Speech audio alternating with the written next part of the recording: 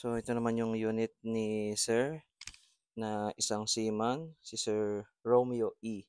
So siya ngayon ay kasalukuyan nasa Japan pa yata yung kanilang barko. Tapos dadaan siya by mid-June sa Manila para asikasuhin naman namin yung papers nito.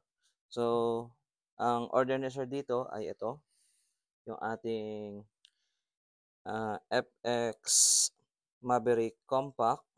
Tapos sinamahan pa niya ng Donnie FL na ito ay ano nga 'to, Tanto. So yun daw yung gusto niya. So ayan, nakakabit na. Then yung nasa dulo naman pansukat natin yan ng velocity. So ito ay compact, hindi ito meant para sa sobrang layo. Okay? So hunting ang purpose ni Sir. Tapos ito pa, ito yung ilalagay natin dapat na scope. Ang problema, nakalimutan ko yung mount kasi ang Element Helix wala talaga siyang kasamang mount. So ito muna para kita natin yung accuracy ng unit, and then i-zero na lang natin kasi ito naman ay after Ganban pa ipapa-deliver ni Sir at gusto niya maasikaso din namin yung paper nito.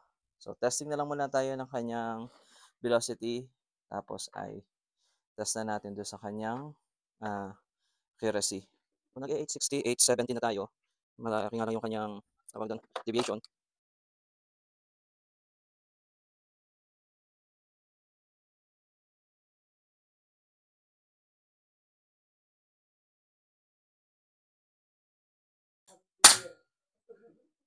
Hmm, 868.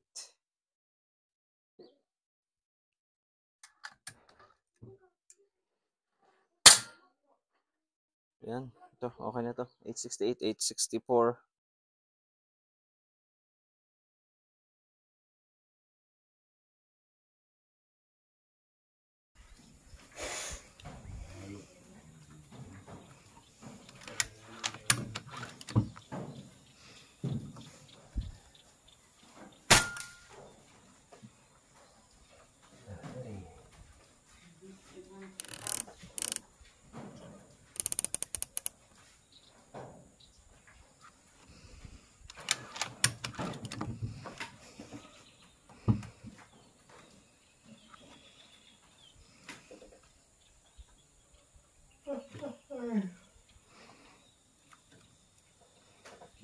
Pak.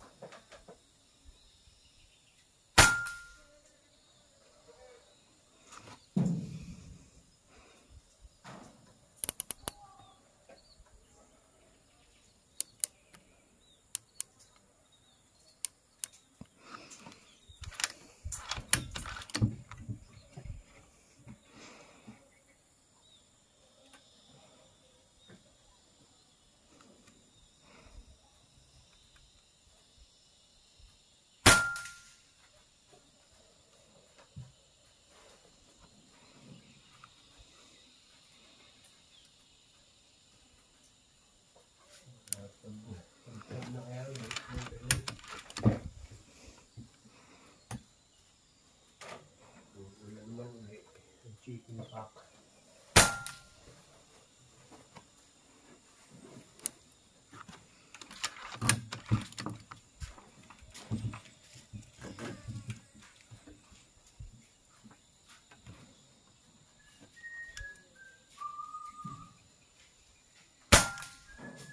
Yun, sakol na.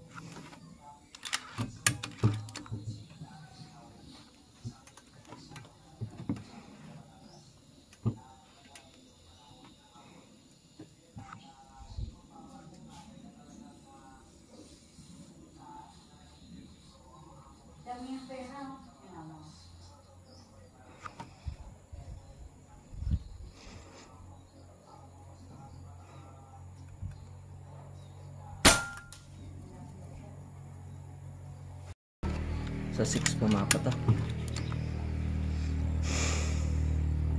Check na ulit natin yung accuracy.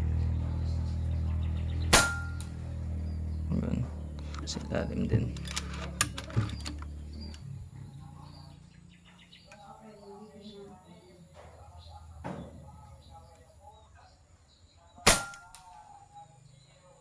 Ayan.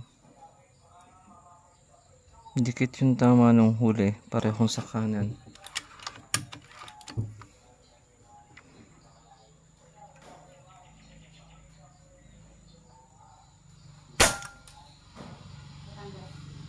Dikit-dikit din. Nasa kaliwa. Pero yung tatlong sunod-sunod nasa kanan.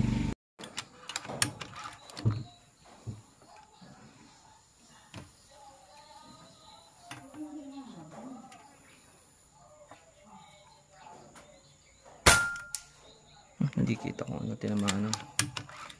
Basta sapol yung pap.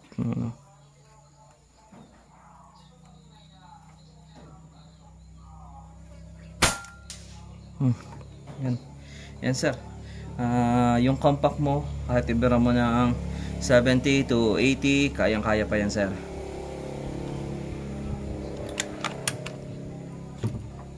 Ubus na. Sakto, ubus.